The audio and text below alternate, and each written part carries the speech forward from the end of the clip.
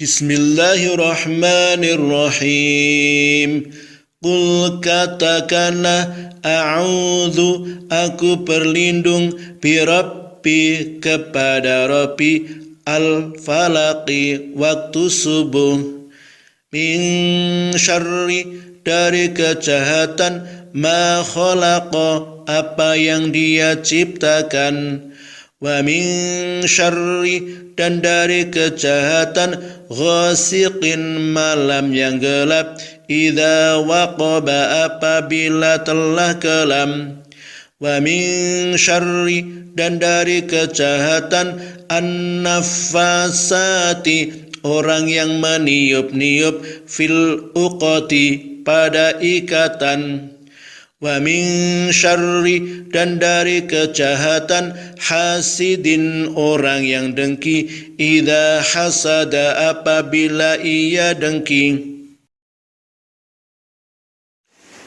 Assalamualaikum warahmatullahi wabarakatuh.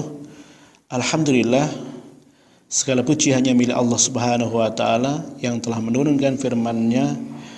Teman-teman semuanya yang saya cintai karena Allah Subhanahu wa taala, hari ini kita akan belajar sedikit tentang keterangan surat Al-Falaq. Surat Al-Falaq. Allah menyampaikan dalam firman-Nya, Bismillahirrahmanirrahim, Qul a'udzu birabbil falaq. Qul, katakanlah, a'udzu, aku berlindung, birabbi, kepada Rabbi, al-falaqi, waktu subuh.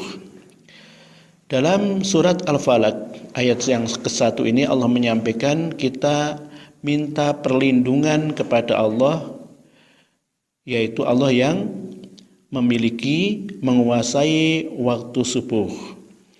Kalau dalam surat An-Nas, kemarin kita telah menyampaikan kita berlindung kepada Allah. Allah itu siapa? Qul a'udzu birabbin nas. Allah adalah Rabb-nya manusia. Yang kedua, Allah itu siapa? Allah adalah Malikin Nas, yaitu rajanya manusia.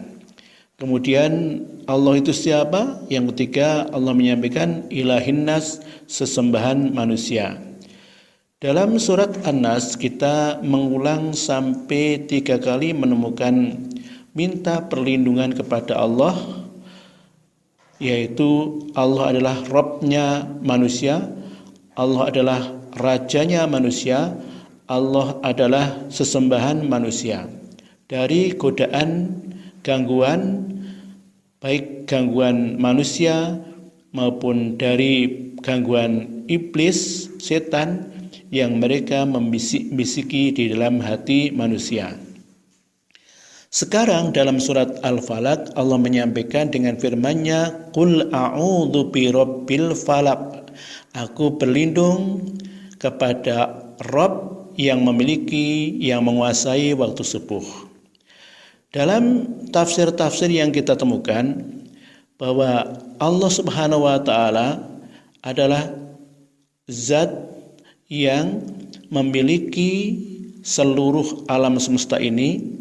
Yang kita kenal adalah Allah itu adalah Al-Khaliq, sedangkan kita adalah makhluknya.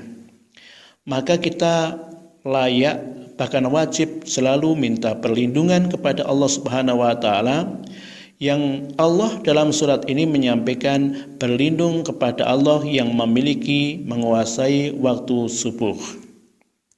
Kenapa Allah menyampaikan dengan al-falaki atau kemudian ulama mengatakan waktu subuh?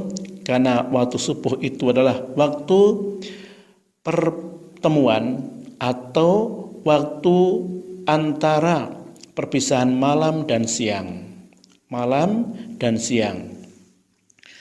Karena itulah kemudian ada salah satu hadis yang Rasulullah mengajarkan kepada kita tentang waktu subuh ini, sampai dikatakan man shalla bardaini dakhalal jannah. Barang siapa yang salat di 2 waktu ini, yang dimaksud bardaini 2 salat yang dingin, yang dimaksud dengan bardaini 2 salat ini adalah salat subuh dan salat asar.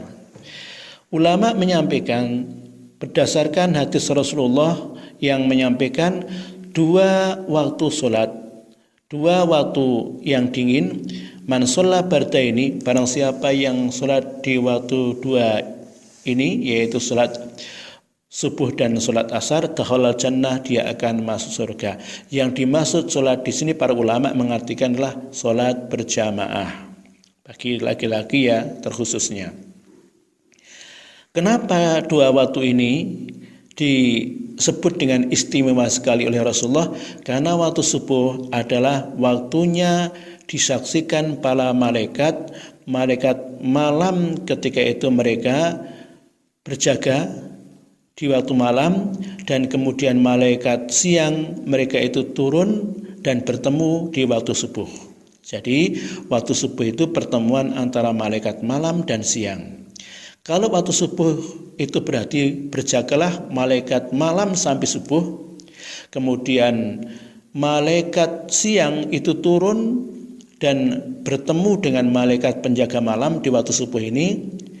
Mereka melihat orang-orang yang salat, di antara mereka adalah orang yang salat berjamaah. Maka ketika telah selesai malaikat malam bertugas shift di waktu malam sampai batasannya subuh, kemudian malaikat malam itu naik ke langit menghadap kepada Allah menceritakan tentang hambanya yang dilakukan di waktu malam sampai pagi harinya. Kemudian di waktu siang yang berjaga para malaikat siang nanti bertemu kembali dengan malaikat penjaga malam di waktu sholat asar. Di waktu sholat asar inilah kemudian malaikat siang nanti menghadap kepada Allah, dan kemudian shift yang menjaga di muka bumi adalah malaikat malam. Maka dengan demikian waktu dua ini adalah waktu yang dikatakan man shalla bardaini dakhalal jannah. Barang siapa yang salat di dua waktu ini, yaitu waktu yang dikatakan dingin. Kenapa dikatakan dingin? Memang ada ulama yang menyampaikan waktu subuh itu dingin karena pagi hari, dan waktu asar itu dingin karena mulai perubahan ke waktu malam. Itu yang disebut dengan qul a'udzu birabbil falaq. Aku berlindung kepada Rabb yang menguasai waktu subuh.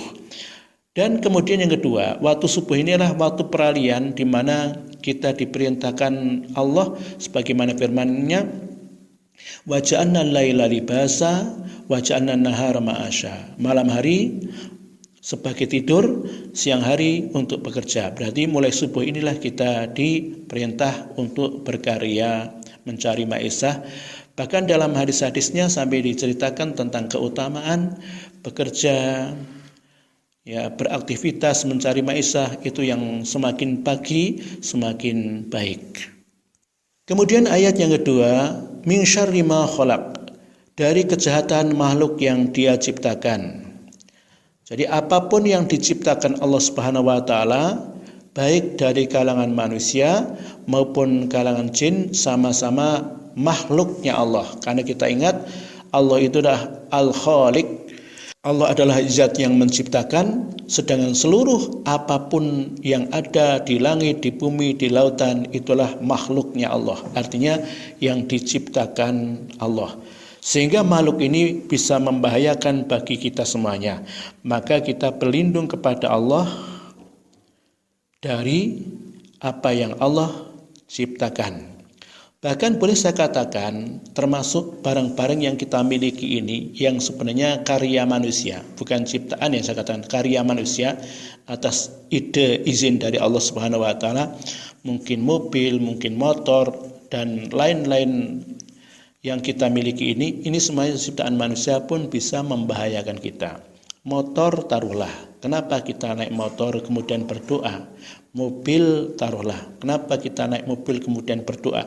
Karena pada diri motor itu bisa membahayakan kita, apalagi rodanya dua dalam perjalanannya mungkin kita tergesa-gesa, sedangkan yang lainnya tidak tergesa-gesa, mungkin kita tidak tergesa-gesa, sedang lainnya tergesa-gesa, hanya kemudian terjadi mungkin kecelakaan dan lain sebagainya. Artinya, makanya ketika kita mau naik kendaraan, kita berdoa kepada Allah Subhanahu wa taala.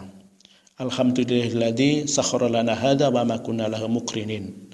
Artinya kita minta perlindungan pada Allah, bahwa Allah lah yang menundukkan kendaraan ini kepada kita semuanya. Itu artinya seluruh apapun yang Allah ciptakan itu bisa menjadi membahayakan kita, dan seluruh apa yang dibuat oleh manusia pun bisa membahayakan kita. Makanya kita berlindung kepada Allah min syarri ma khalaq, dari kejahatan makhluk yang diciptakan Allah, baik makhluk yang nampak maupun yang tidak nampak, dari kalangan manusia maupun dari kalangan hewan maupun dari kalangan jin. Kita berlindung kepada Allah Subhanahu wa taala. Bahkan Rasulullah mengajarkan kita ketika melewati suatu tempat, baik takut maupun tidak, kita minta perlindungan kepada Allah dengan kalimatnya a'udzu bikalimatillahi tammati min syarri ma khalaq. Artinya kita minta perlindungan kepada Allah dari makhluk-makhluk yang Allah ciptakan. Teman-teman semuanya yang saya cintakan Allah Subhanahu wa taala, kemudian yang ketiga, wa min syarri ghasiqin idza waqab, dan dari kejahatan malam apabila telah gulita. Malam dimulai waktu maghrib.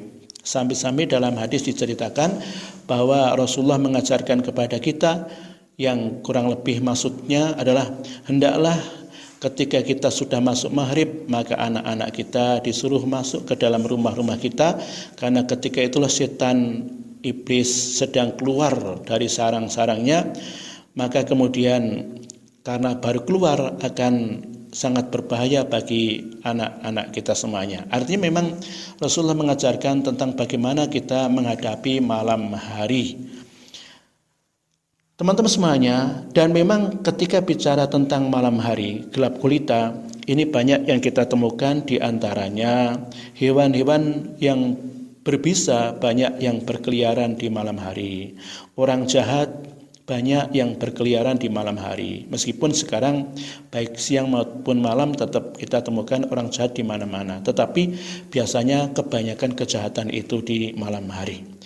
Artinya, wa min syarri ghasiqin idza waqab, dari kejahatan malam apabila telah gulita, memang mayoritas kejahatan itu rata-rata di malam hari.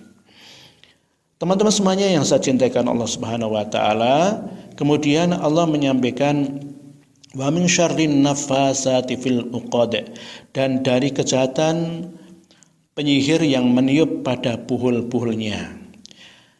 Ayat ini menyampaikan an-nafasati, orang yang meniup-niup. Ini adalah menggunakan bentuk kata perempuan ya, an-nafasat itu kata perempuan, sehingga diartikan dari kejahatan perempuan-perempuan penyihir. Kenapa begitu? Karena mayoritas dulu adalah para penyihir itu adalah para perempuan.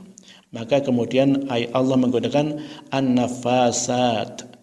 Teman-teman semuanya yang saya cintakan Allah Subhanahu wa taala, rata-rata tukang sihir itu mereka menghembuskan, meniup-niup pada buhulnya, pada benda yang kemudian dijadikan media untuk mempengaruhi, untuk menyakiti kepada orang yang ditentukan siapa objeknya.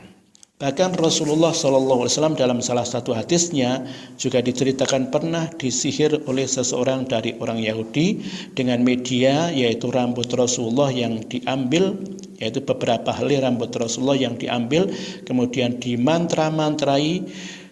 Setelah itu kemudian rambut Rasulullah itu dimasukkan ke dalam sumur. Dalam hadis itu riwayatnya Rasulullah itu sampai kira-kira hampir atau sekitar 6 bulan beliau merasakan sesuatu yang tidak wajar, merasakan melakukan aktivitas yang kadang-kadang sesuatu aktivitas itu tidak menyengaja, atau kemudian beliau merasakan panas dan lain sebagainya. Maka kemudian setelah kira-kira 6 bulan didatangi oleh malaikat dan diberitahukan bahwa yang telah melakukan itu adalah seorang tukang sihir dari Yahudi. Maka kemudian Rasulullah memerintahkan Ali bin Abi Thalib untuk mengambil buhul atau kemudian ikatan yang berada di dalam benda itu di dalam sumur, dan diambil oleh Ali, dan kemudian akhirnya Rasulullah menemukan dan beliau kemudian sembuh kembali dari sihir itu. Artinya Rasulullah sendiri orang yang paling baik pun pernah disihir. Makanya kita minta perlindungan kepada Allah Subhanahu wa taala. Teman-teman semuanya yang saya cintakan Allah Subhanahu wa taala, memang sihir ini kemudian bisa kita temukan di lingkungan kita, di masyarakat kita. Masya Allah banyak sekali orang yang mereka mempraktikkan sihir ini, mungkin dalam hal perdagangan, mungkin dalam hal berhubungan dengan kemasyarakatan dan lain sebagainya. Bahkan kemudian kita bisa menemukan tukang pencuri, ya, kemudian ada mereka menggunakan bahasa orang Jawa itu gendam, atau mungkin hipnotisme atau magnetisme, kemudian mengajak salaman orang lupa, kemudian menepuk punggung atau seseorang kemudian lupa dan diminta apa yang ia miliki. Ini bagian daripada perbuatan tukang sihir yang mereka telah melakukan dengan tiupan-tiupan atau dengan mantra-mantranya. Makanya kita minta perlindungan kepada Allah Subhanahu wa taala, wa min syarrin nafasati fil uqad. Dan kemudian yang terakhir teman-teman semuanya, yaitu wa min syarri hasidin idza hasada. Dan dari kejahatan orang yang dengki apabila dia sedang melakukan kejahatan kedengkiannya itu. Dari keburukan inilah kita berlindung kepada Allah Subhanahu wa taala agar kita itu jangan sampai, yang pertama, kita menjadi orang yang hasad.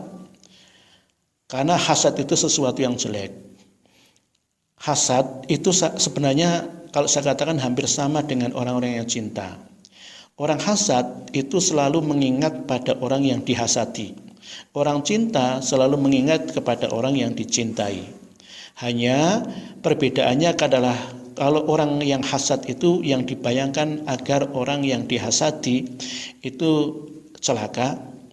Tetapi kalau orang yang cinta, dia berharap yang dicintai itu menjadi bagiannya. Artinya selalu dipikirkan, mau tidur memikirkan, dimanapun dia memikirkan kepada orang yang dimaksud itu. Dan orang hasad ini bahayanya apabila idza hasada, dia sedang melakukan aktivitas kedengkiannya. Mungkin dengan fitnahannya, mungkin dengan caci makiannya, mungkin kemudian bisa dengan sihirnya. Inilah yang berbahaya sekali ketika orang-orang hasad itu sedang melakukan kejahatannya. Oleh karena itu kita berlindung kepada Allah Subhanahu wa taala yang memiliki waktu subuh dari satu, berlindung kepada Allah dari waktu dari ciptaan Allah. Yang kedua, kita berlindung kepada Allah dari waktu malam ketika gelap gulita.